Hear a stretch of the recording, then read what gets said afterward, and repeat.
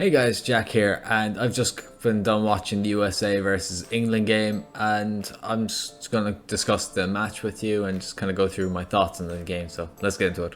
So the game ended in a 0-0 draw. England set up kind of a 4-2-3-1 while the US set up in a 4-3-3. And my general thoughts on the game was that the US just controlled it, and England looked poor going forward.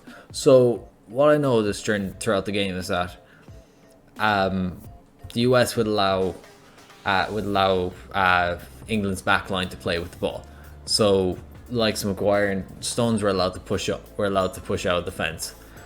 But once they got into their half, it just nothing kind of seemed to come to fruition. They weren't looking dangerous at all. I was quite surprised. Like, they had a couple of chances, but really they were quite drab in terms of their attacking. Like, Kane was completely isolated. He tried to get involved, but I think Adams was brilliant throughout the night, just high energy and just kept harrowing the players and forcing them to pass it back. And Robinson, it seemed that the left side was the kind of main outlet for the US.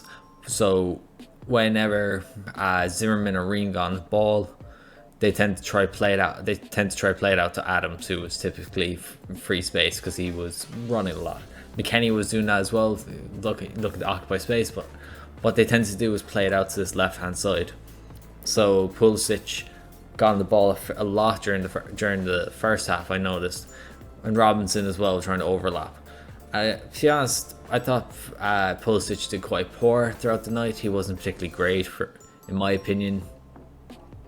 It just seemed a bit kind of leggy at times. He didn't have his kind of moment of magic, which he's capable of. And I thought that, he could have done, they could have done more to help.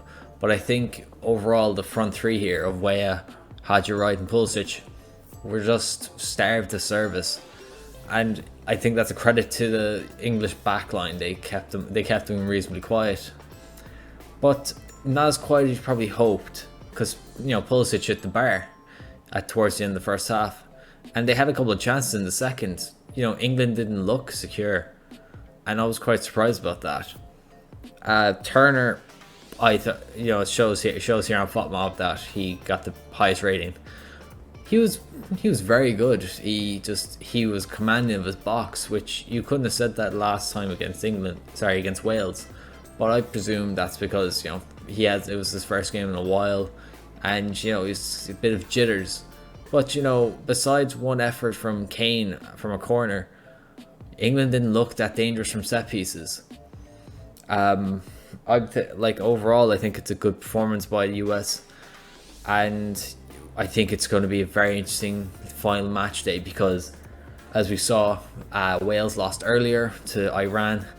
So the US have 2 points on the board, England have 4, Iran have 3, and Wales only have 1. So it comes down to the final match of the group. As you can see. So we're going to see here. So yeah, you can see it here that the US need to win.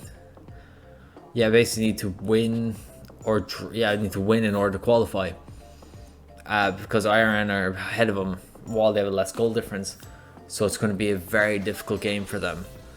But overall, I think it's a great effort from the US players. I'm happy with the performance in terms of it as a collective. Attacking wise, they weren't great, but in a system where they were on the back foot throughout the entire time, England couldn't break them down, and that's a credit to them. And I think it's going to be a good thing to see. It's going to be interesting to see how they set up against Iran now and who they play. In terms of Hadji-Wright, it was hard to say. He didn't really do much, if anything. I think it was similar to Josh Sargent in the first game, not a lot of service. But it's going to be interesting what Greg Berhalter decides to do with this squad, with his team, once they come up against Iran later on. So yeah, that's going to be it for my review. I've been enjoying the World Cup as a spectator so far. Obviously, I've discussed in the previous video about the One Love armband. If you want to check that out, it'll be a link in the show. I think. But Yeah, like it's a lot of upsets. I mean, Argentina losing to Saudi Arabia. Apparently, their players are getting Rolls Royces now, so that's a thing. Or Bentleys, I don't even know. Germany losing, like a lot of upsets, and it's making it very interesting. And I'm enjoying the World Cup in that regard. Again, we still can't forget the atrocities that are surrounding Qatar, and just about migrant workers, the LGBTQ community, women's rights, that kind of thing. And I hope that we continue to bring these up, and it's just continuously featured in articles and stuff. So that's going to be it for today. Thank you very much for watching. I'm going to get this edited before I go to bed. Until next time, take care.